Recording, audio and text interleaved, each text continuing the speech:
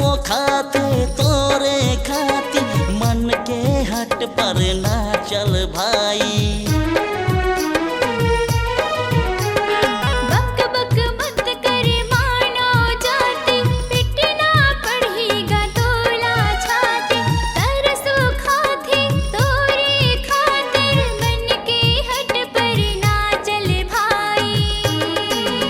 तोला जीवन दे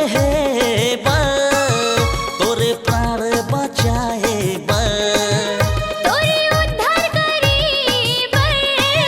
तोरे उपकार करे आए हवा यीशु राजा गा आए हवा यीशु राजा आए हवे यीशु राजा गा आए हवे यीशु राजा।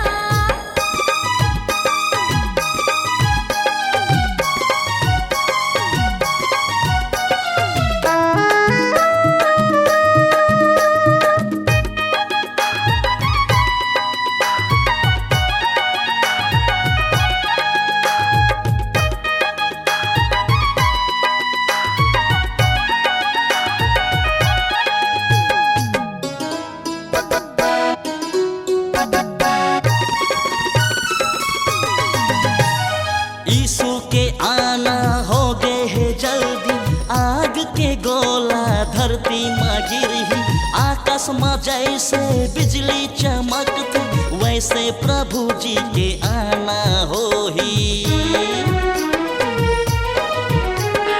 यीशु की आना हो गई है जल्दी आग के गोला धरती में गिरही आकाश में जैसे बिजली चमकती वैसे प्रभु जी की आना होही।